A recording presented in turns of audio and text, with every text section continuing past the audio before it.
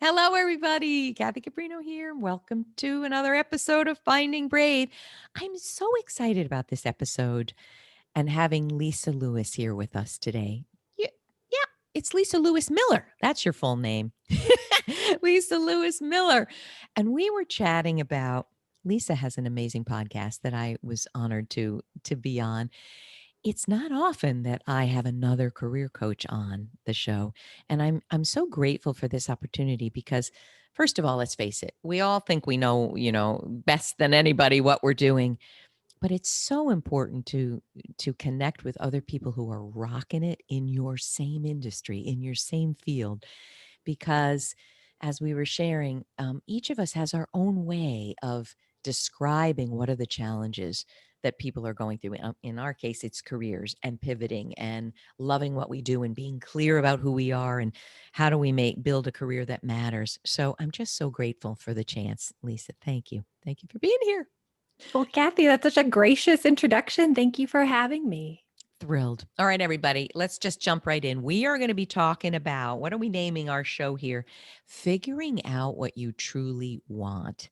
I have a guide. It was an article that I turned into a guide, Surefire Plan to figure out what you truly want. It's one of the most downloaded things. I think so many people struggle with some aspect of, I thought I knew what I wanted, but it's not this, or I never knew what I wanted, or I knew what I wanted and I got pushed out of doing what I wanted. I mean, there's a million versions of this. So I'm really hoping that everybody listening can resonate with something we're sharing. But let me tell you about Lisa. Lisa Lewis Miller is a career change expert and the author of Career Clarity. Finally find work that fits your values and your lifestyle. Her path evolved into career coaching. Lisa, I didn't really know this till I read this. Fascinating. Evolved into career coaching after working in digital marketing for nearly a decade at companies like the American Cancer Society, Teen Vogue, 17, CBS College Sports. Oh, how interesting. And your work has been featured in the Washington Post, Business Insider, U.S. News and World Report, Fast Company, Refinery 29, and more. And you received your coaching certification as one of the only 7 coaches in the world trained in the pivot method. I can't wait to hear all about it. But what we're going to dig in with, Lisa, if we can, is can you tell us from your perspective, why do people struggle so much with what to do with their career, what to do professionally? What do you think is the biggest challenge people are facing?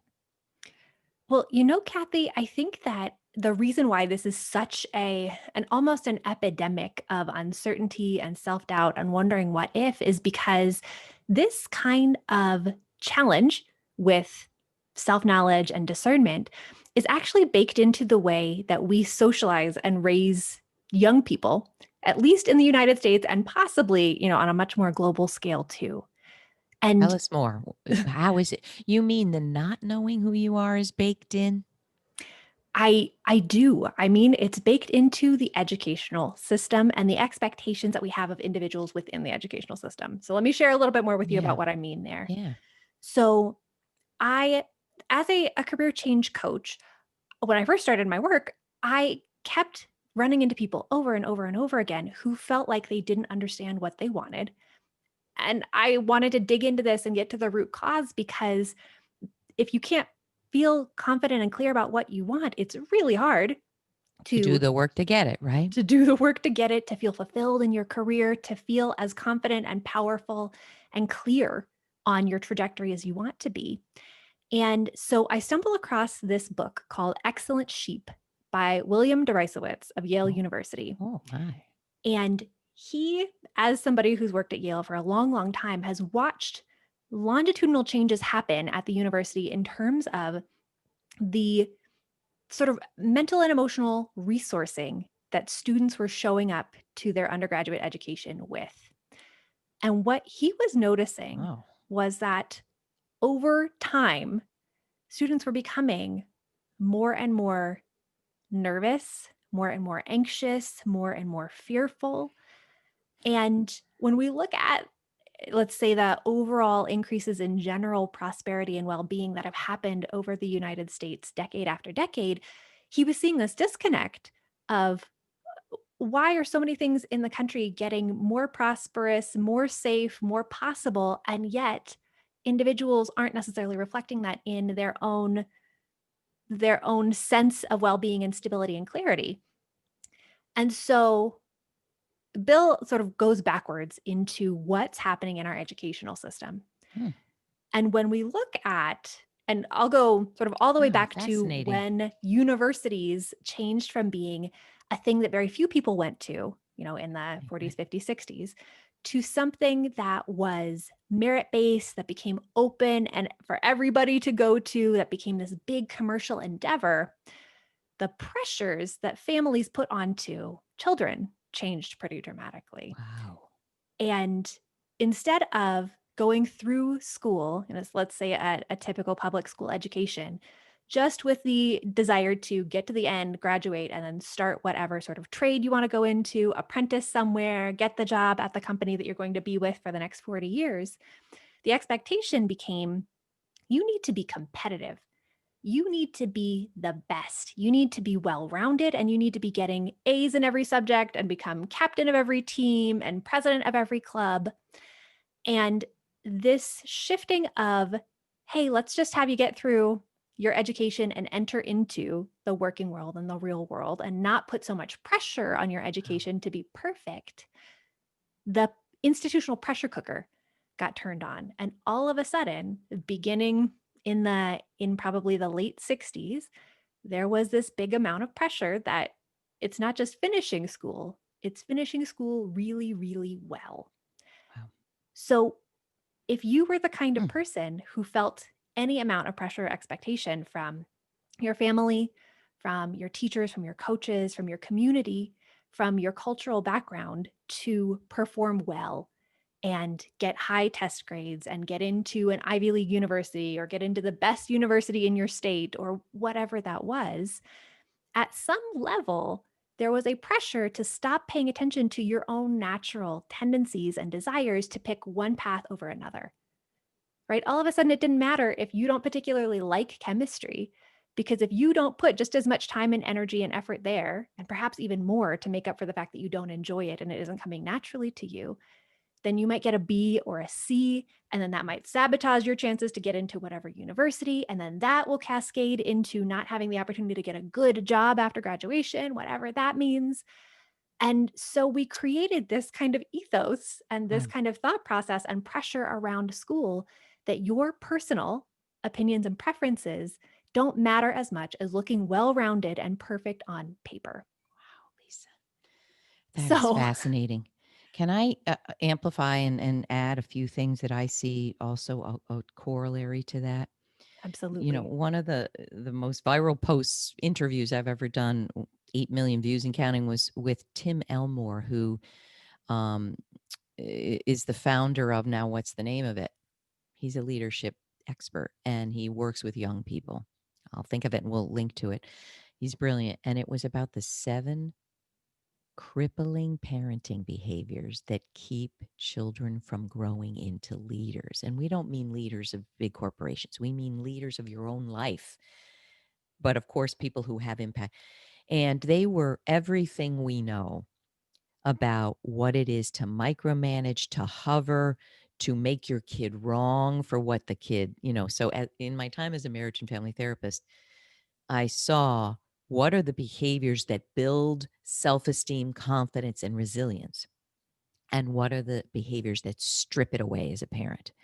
And I would teach these things. I'd go to people's homes and there'd be PTA groups and and parents really resisted because inherently it seems they felt like how do I put this? Let me say this before. When I grew up, my dad was 93 when he died 6 years ago. Mom is 96. They were not involved in the fabric of my life. They weren't. I went to school. I played tennis, number one. I did this. I sang. They didn't come to school events. How was your day? That was it. And never did I miss that. Now look what we have. There's so much enmeshment. And when there's enmeshment, it means you don't know where you end and the other person begins, parent and child. And there is so much stripping away of Lisa, you're my child. What do you think? What do you want? What is best for you? So I would love to overlay that and go and look at some research about, have parents become more of that? They're also more anxious, if you ask me. They're also they're very anxious, nervous. Most people are very anxious and nervous, and they're laying it on their kid. I see that. Would you agree with that? Oh, absolutely. And I think there was a really interesting article, and I believe it came out a year or two ago. So there may be something even more updated since that said that we're graduating from the era of the helicopter parent to the snowplow parent. And from the helicopter parent who's constantly watching over things and micromanaging and making sure you get your homework done, to the snowplow parent who is trying to get all the obstacles out of your way preemptively so that you are never challenged. You are never stretched, you're never pushed, you're never in a position where you need to start accessing your own character and your internal resourcefulness and resilience. And what I think is really important to highlight about this enmeshment piece that you're bringing up is that if anybody who's listening to this is having this resonate for you of, oh my gosh, I totally remember being told, not to worry about my English paper because my grades in math were going poorly or whatnot. All of this enmeshment comes from parents' deep desire and potentially fear and anxiety around wanting you to have opportunity and wanting you to have it all. So, number one, this is not coming from malintent from your family, from your culture, from your society. And number two, this has become so common and so prevalent that a lot of parents may feel the pressures to be like this because if they're not, they may be depriving you of opportunities. I So, love your beautiful, positive, hopeful view. I'm going to give you a sliver that isn't like that. I think in the world of narcissism, and I know a lot about narcissistic personality disorder, and I ran a Facebook group with 2,000 plus adult children of narcissists. I'm sorry to say, a lot of parents are living vicariously through that child, that they have weak self esteem, weak egos, and they are making that child fill them with what they didn't get, either as children themselves. So, while I'd love to believe that it's a large percentage of parents, look, we're all doing our best, whether we're a narcissist or not. We're all doing our best. But I would ask parents right now to look long and hard about, are you pushing them to be great because it makes you feel like you are a good, smart person, a good parent? Because you got to cut that out. They are not you, you know? I really, absolutely. I'm doing a little douche across the face there. Wow. So let's go back here now and tie it to why we struggle. Can I say other thing?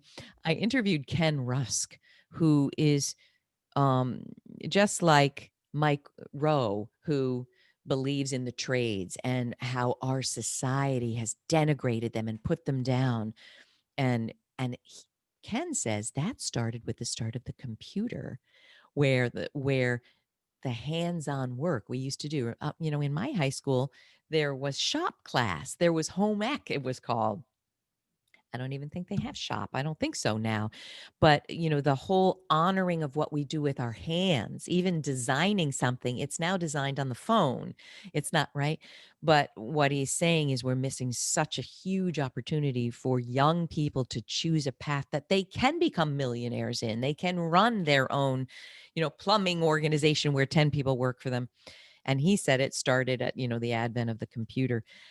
Either way, I think what you and I are saying, Lisa, is to be happy, we have to understand who we are at the core and not from a competitive view about how am I going to get over. Would you agree with that statement?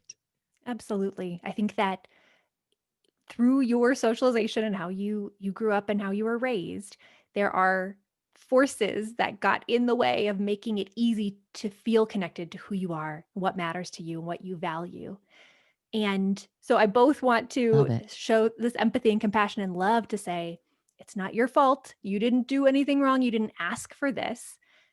And if this isn't serving you anymore, if you're really wanting to have a really clear sense of identity and divest yourself from that enmeshment and feel like you can plant your flag in the sand with authority and conviction and with power, that there are absolutely things that you can choose to do now. ways that you can start to do some great unraveling of the way things used to be and stepping into new ways of thinking about yourself, new ways of thinking about opportunities that are available to you, new ways of thinking about your gifts and your strengths that can help you to find a path forward that feels so, so much better than the kind of swirl and self doubt and fear that can often come up as a product of forces you didn't have control over, 20, 30, 40 years ago. Love it. I love it. All right. Now you talk about the four pillars of career fulfillment. Let's hear about it. Let's hear how, and you really focus on the pivot, don't you? Before we get into this, can I ask you? This is so fun to have a colleague who does this work inside and out, like I do. I often find that when people come to me and say, "That's it, I've had it. I want a full wholesale revision," they don't want a wholesale revision. The vast majority of people, I've had it with HR, I've had it with digital marketing. I never want to be in a meeting again. That's not true. It's that they're doing what I call the pendulum swing, a pendulum effect. Like, oh, I'm so broken down and miserable in this. I want to run like I did after corporate becoming a therapist. But really, most people actually want to retain a lot of what they still love, but they want to shed what no longer works. Is that your world, the pivoting? Can you It talk about that a little bit? it absolutely is. I think that when you're in a situation in your work that doesn't feel good, doesn't feel like a fit, you get pretty clear somatic feedback about that, right? You get a sense of not being able to get up in the morning easily. You have the Sunday scaries on Sunday night. You have a sense of knots in your stomach, tension in your shoulders, feel like you're not breathing as deeply as you could, feel like you can't relax. There's so many bodily symptoms and signals that tell us that things are wrong, but those don't make it easy to figure out where right is, Mm, where a better fit is. And so it's really easy to fall into that strong sort of black and white reactionary mode of, yeah, I just want to burn everything that I've done to the ground and start afresh and start anew. love it. But I think to your point, it's really important to do a certain amount of inventorying to identify, well, what are the things that sustained me in this space? What are the things that really drew me towards this company, this industry, this role, this department, this issue to be helping with problem solving on, so that you don't throw the baby out with the bathwater. Because Right. the worst thing, and I, as a career change coach, early in my career, I watched people do this and it was horrifying. And I realized I needed a framework to help people navigate this better. But I would watch people say, you know what? I hate everything that I'm doing. The only thing I know is that I want to help people. So I am going to go and transition to HR, or I'm going to go and get my social work degree. Or go into a nonprofit or work at academia. Everybody thinks that's fulfillment.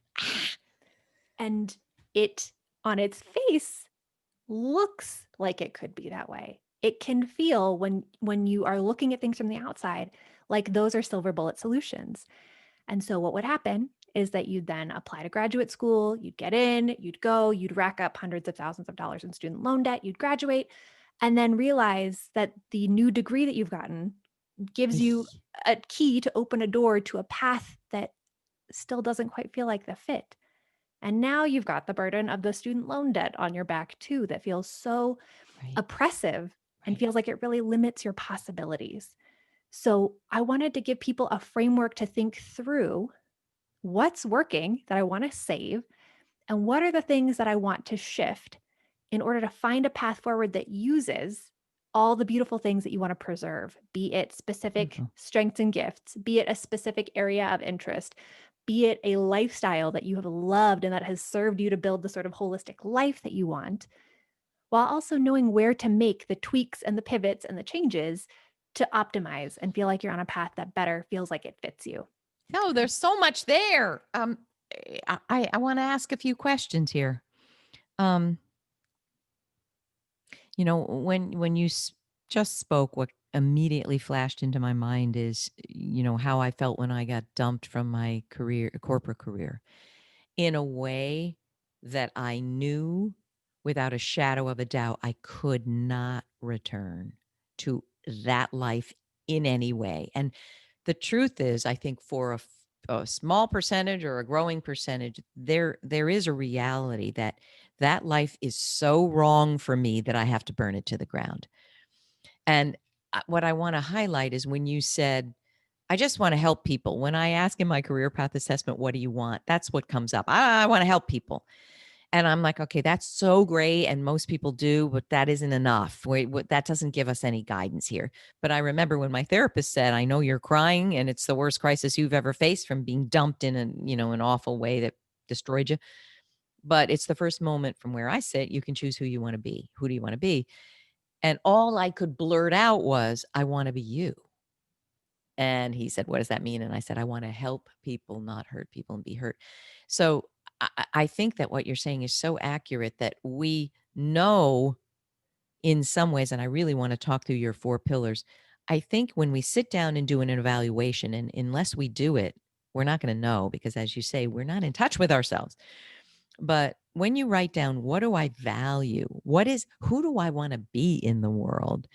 That's going to get you a little bit towards where you want to go. But I think that where most people get stuck is, okay, what do I do with that literally? And, my therapist said, I think you'd make a great therapist. Without those words coming out of my mouth, I don't think I would have thought about being a therapist, even though a million people Mm. have said in my life, you should have been. It didn't get in. So I'd love you to talk about these 4 pillars and how do we do it? How do we move from, I want to help to, okay, what does that really mean? But the other thing we were talking before we recorded, you know how you said you've worked with people or people that said, ugh, I'm done with this. And then they got their masters and got out and went, eh. I think part of that is also, as we discussed, the 7 damaging power gaps. That what I do want to say is you are you no matter what career you're in.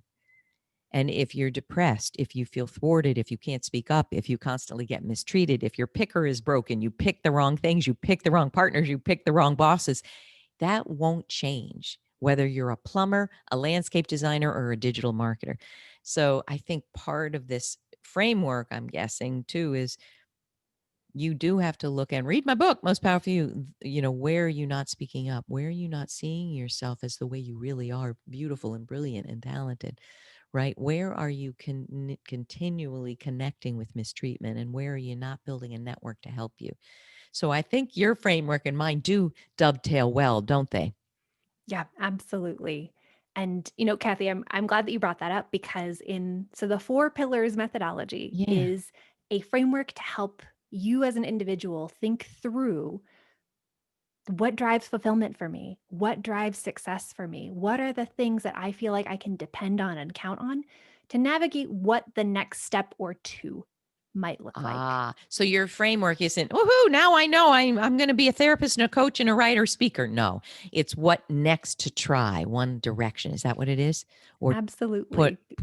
put your toe in the water. Love this. Absolutely. Because we live in this society where jobs are being created and sectors are evolving so quickly that even a 5-year plan almost feels like it's becoming obsolete because the water and sand is shifting underneath our feet so quickly. So thinking about what do I trust Love that. now and how can I use that to carve a path forward that gives me optionality is Oh, incredibly important. Because even think about people like the incredible educators of our country right now, and how when you signed up for working in education, it seemed like you could stay in education for 40 years and retire. And in most states, you've got your state pension that you'd be able to access, and that there was tons of stability, there was tons mm, of safety, it was predictable. And, this pandemic really threw a wrench into what stability and safety look like. Because in yeah. so many districts, certainly not all districts, certainly not all schools, but in many districts, the leadership hasn't been prioritizing teacher and student safety as much as they've been prioritizing trying to return to normal. And Yes, you're if right. if You're you're an right. educator who has a pre-existing health condition and your administration is asking you to go back into a space that may not be physically safe for you, you got to start thinking about options, think about, is this worth it? Am I willing to go back into a space that doesn't feel like it is safe and where I feel like my administration may or may not be valuing my safety and health as highly as I do? Oh, wow. And That's such a good point. so You thinking about agree? optionality is a huge Love this. piece of this, so that if you find yourself with your industry or your company or your whatever changing underneath of your feet in a way that's unexpected, you don't feel like you are falling on your butt and having to start over from zero and feeling like you're spinning and lost. I love this. Would you um, resonate with this statement? I often talk to people about they'll come for help and they want to pretend they're a career coach. So they'll say, "I think I want this job." It just happened an hour ago. "I think I want this job." And I say, "Tell you what, we're going to work on the essence of what you want. Then we'll figure out the form." But for you now to say, "I think I now want to be a CFO," when you've never had any finance experience, no, we're not going to identify the form yet. First, we have to get at the essence, right? Which I think is what your Yes, pillars are. And I will shut up so you can talk about them. But another thing I think you're also highlighting is that no matter what career you choose, you have to be flexible. Like a lot of us who do speaking for a living, we did it on a stage. We traveled to LA or internationally. You got to be good with the fact that we're not doing that. And I think that that is in some way what people are struggling with in their careers as well. Way like you're saying, as a teacher, as a healthcare worker, as a speaker, as a whatever it is, almost all of us have had to change how we're doing what we're doing. So I'm sure part of your pillar formation is, what is it exactly that's making it so difficult for you? And is that going to be a fluid thing? Is it going to be with with this career forever? So would you agree with that? absolutely. And I'll dive into Please. defining the four pillars. Great. Anybody who's taking notes at home here, so you've got something to write down. All right. So the four pillars, exactly I'm to the point taking you just notes. made, Kathy, talk about the essence in each of these categories. And I'll give you the Oh, caveat too that for cool. the four pillars of career fulfillment, the goal is not to get 10 out of 10 perfect fit rainbows and butterflies exploding out of your computer in each of these four categories. The goal is to figure out what's most important to you, what's the highest priority, what's non-negotiable, and use that as the foundation to do the idea generation and the searching for what might be next. Be it a micro pivot, right? That you discover, actually all I need to do to get back into alignment is just work in a different team or do the same job at a different company that values different things. Or whether you discover you do need a big macro shift and realize, wow, there are a lot of things out of whack in my fulfillment pillars. And there isn't a path forward for me in this industry or in this career that feels like it's going to allow me to honor the things that are most valuable to me. Beautiful. All So, right. Walk so us with through. that, Taking pillar number notes. one, I'll give you the pillar and its essence, and I'll give you a question to think about for yourself Love to it. identify how to find your way to more clarity and discernment around this pillar.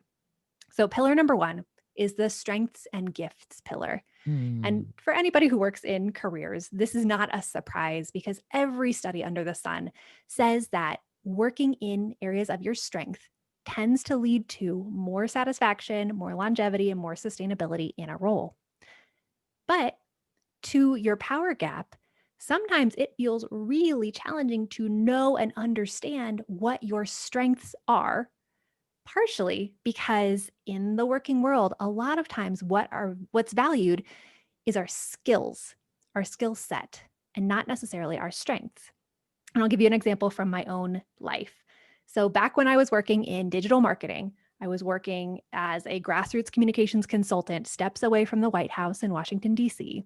Wow. And I got the opportunity to work on all these interesting, cool projects that required a certain amount of database maintenance and management to keep track of things, keep track of people, keep track of Okay. communications, keep track of where bills were in Congress, things like that. And so I accidentally, by wanting to serve my clients, became an excellent database administrator.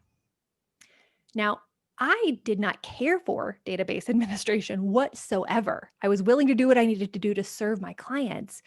But when I thought about what I wanted to go into and grow into next, The skill set path for me was, go get a Salesforce certification or get another training in this area. And I felt deeply lost and confused because I knew I didn't want to do that, but it also was the only path forward in front of me that was clear.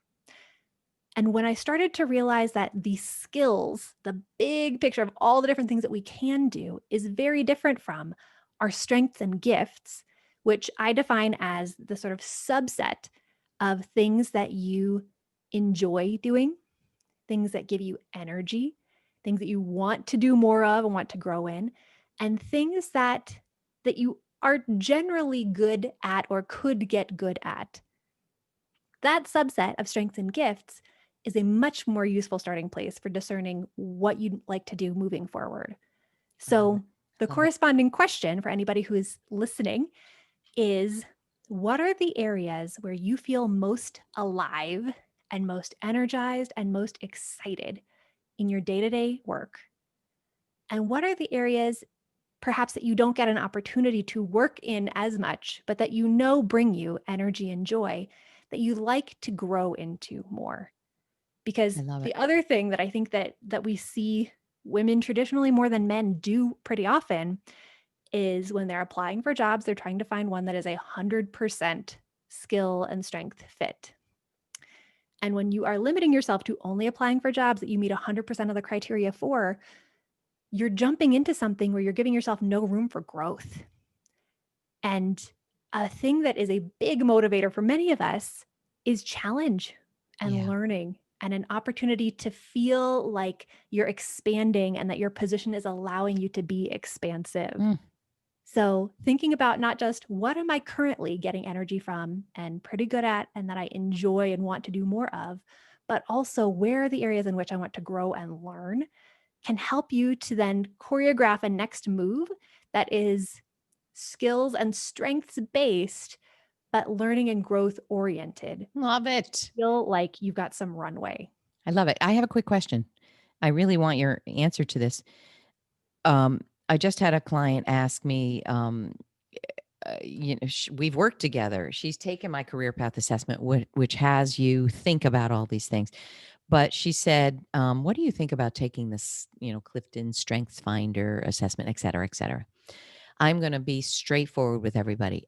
I don't find those terribly useful. They didn't help me.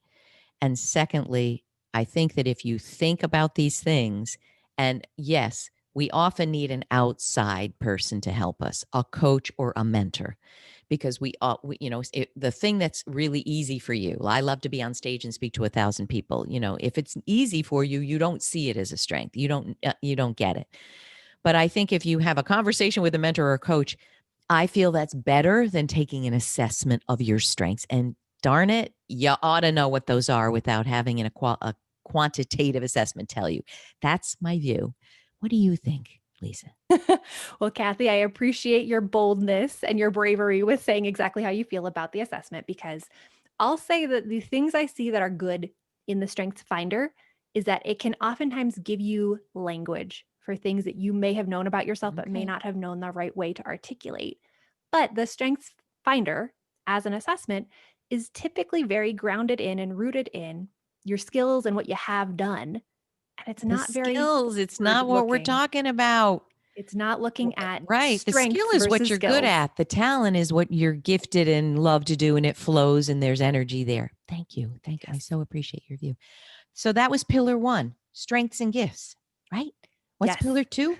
Pillar 2 is magnetic interests. Oh, And there's such a pervasive belief in the world of fulfillment around work that you need to do something that you love and you feel deeply passionate about and that you feel is purposeful. mm, But if you are feeling like you're not 100% sure what that might be for you, that just becomes a huge pressure trap of trying to find the it's true. one singular thing that can be your passion What's for my the rest of your. purpose?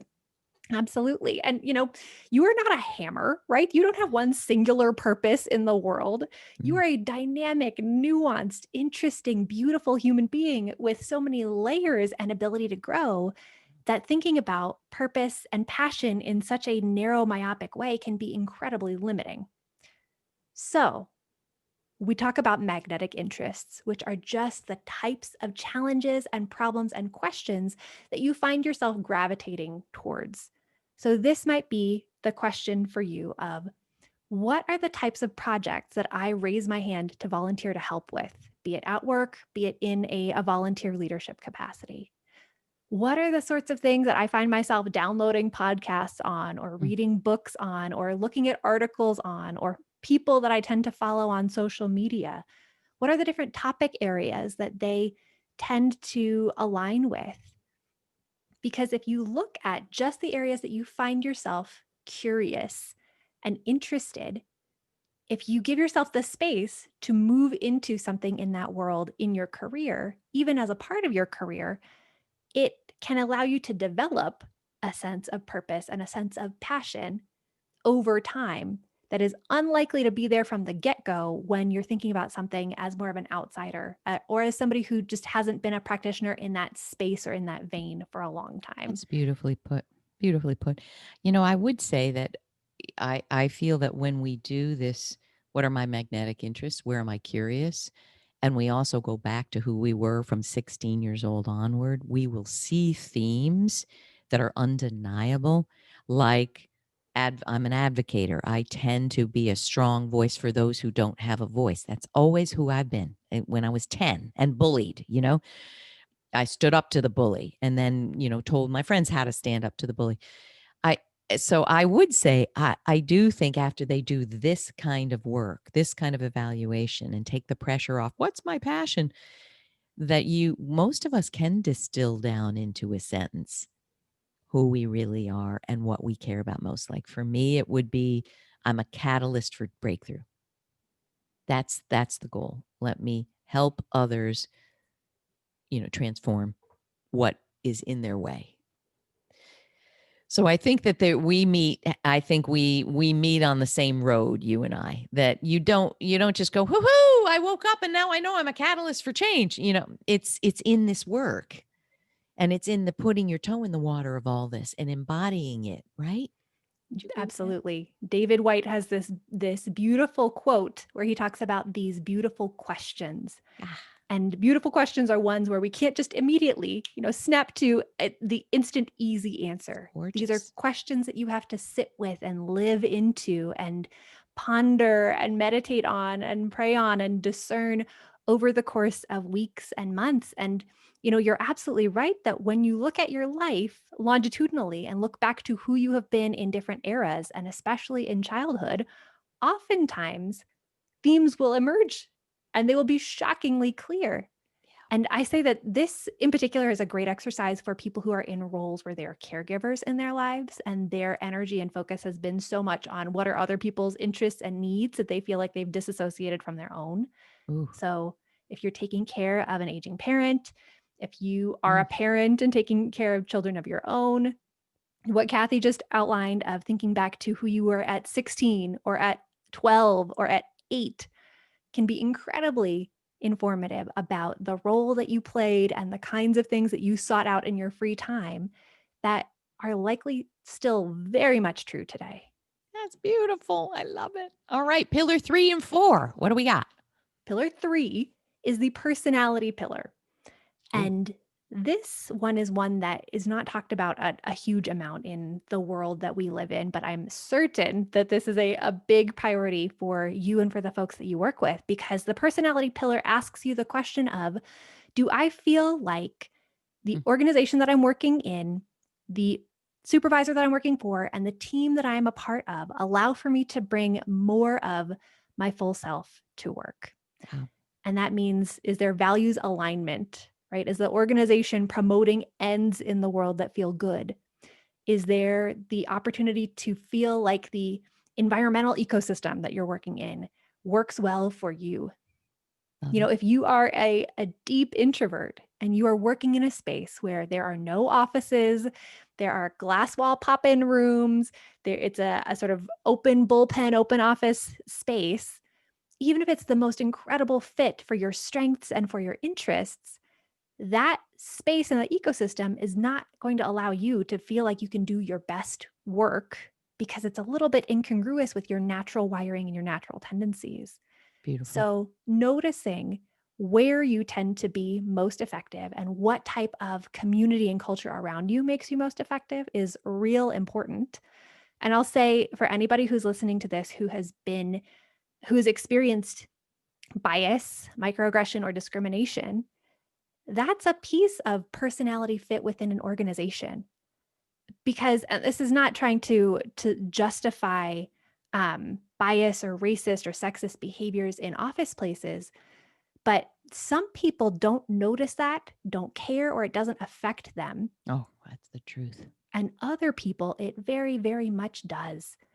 And if you are one of those people who has felt this and experienced this, you don't need to try to shame yourself into staying at the organization because it works for other people. You deserve to be in a Lisa, place where you feel love it. psychologically safe and seen, and where people actually want you to bring in different pieces of your experience and your background because it helps them with their bigger picture goals around service and creating value. So if you're not experiencing that within your current organization, be not afraid to still hold that up as being beautiful and valuable and worthy to seek out in another organization, to honor if you go the entrepreneurial route and start your own thing. Personality fit is subtle, but it matters just as much as, if not more than, some of the other pillars in this process of finding a place that feels like home and feels like it could be a fit for you. I love your language. I love the way I know that everyone listening is going to be nodding their heads like a bobblehead. I just want to throw this is to focus on you, Lisa, but this show. But I do want to say one of the, and while I'm not a huge fan of quantitative assessments, sorry, I love qualitative. I do have something called the dominant action style quiz because I saw just what you're talking about, that there are 6 dominant action styles that hundreds and hundreds of people that I interviewed and then thousands who took the assessment that reveal their preferential style to why they want to pursue a goal and how they do it. So it's striver, seeker, pacer, researcher, challenger, advocator. And to your point, if you're a seeker in an organization that wants you to strive, like you don't want, they just want get it done. Or if you're a challenger and you want to say in a meeting, why are we even doing this project? But you're in a culture that says, shut up. It's just as you said, honor that we need all of these styles. We need all of these gifts. That's what a diverse world is. So we tend to make ourselves wrong when we're not part of the dominant culture. But to your point, know that these things are so important and valuable and love them about yourself, but find an ecosystem that supports them. I think that's to your point, right? Absolutely. And pillar number 4, I can't wait to hear. So, pillar number 4 is lifestyle fit and Oh, lifestyle needs. love it. And this is the acknowledgement that for some people, work is a huge part of your identity, but that's not true for everybody. And how much you want work to be a part of your identity, and how much space you want work to take up in your life, how much oxygen you want it to breathe in the room can vary. And that's a personal choice, and there's no wrong answer to it. So, the lifestyle needs question is, what do you want your job to enable you to have and to create in the rest of your life? Do you want a job that has really rigid boundaries around 9 to 5 because you love clocking off and being able to just be really present and focused with your family? Do you want a job that is super flexible and you can get the work done whenever you want to or need to, so that you can be whoever you need to be during the day if things come up and you have a family emergency, or you have something else going on in your life, or maybe you are training for marathons and you need to go on an early morning run that overlaps ever so slightly with the beginning of technical work hours? There's a question of, how can work be designed in such a way that it enables you to live the life that you want? But of course, the lifestyle pillar also includes, what's the compensation you need to be making to live the life that you want to be living? And what are the benefits you need to be getting in order to feel like work is working with your life and not competing with your life or degrading the quality of your life? Wow. I don't know that there is such a thing as perfect work-life balance or perfect work-life boundaries, but noticing what you value and how you want the two to inform one another how you want more of a work life flywheel to be created, how you might want to have more agency and freedom with respect to your career can be invaluable in then helping you see paths forward that feel like they fit. I love it. I mean, if we can do this kind of assessment, I think it's exactly as you said, Lisa. Let me know. Will it immediately tell you, yes, it's time to leave your corporate career and become a therapist? No, but it'll get you moving towards exploring the essence of what you want, trying it on, which is, I think, is a critical step. And I think it answers the swirl questions that keep us stuck. But I don't know what I want. I know I just want to help. Or I hear this, I don't have a calling. How do I get a calling? You don't get a calling. The calling comes and gets you, but it gets you out of that swirl that paralyzes you. Would you agree with that? Absolutely. Once you've mapped your four pillars and what matters most to you in each of these four dimensions with strengths, magnetic interests, personality, and lifestyle, you now essentially have a bit of a scorecard to help you both see, are there ways that I can ask for things differently? I can have stronger boundaries and say stop when something is happening that's not right and violates my four pillars. Or I can be asking for more of things that would Mm, make my current experience and current situation better. Or do the four pillars show me that there may not be a path forward towards honoring all of these values within my current situation? And it's time to explore what else is out there. It gives you a great springboard to say, okay, let me brainstorm or let me work with somebody who's an expert on coming up with ideas around how do I find these things? Where love it. would I be able to honor all of these values at the same time? So it's I a love it. great tool to help you feel like you can get unstuck and get into motion, be that baby steps or be it much bigger leaps. I love it. And I think it also helps us understand what I talk about as the four buckets that people are confused about. Do I want more success in my current job as I define it? No. Maybe I just want a new job at a new employer. I need a new ecosystem. Or no, number three, I need a new career. It isn't going to be a job shift in this, it's a new career. Or number four, it's time for me to launch an entrepreneurial venture.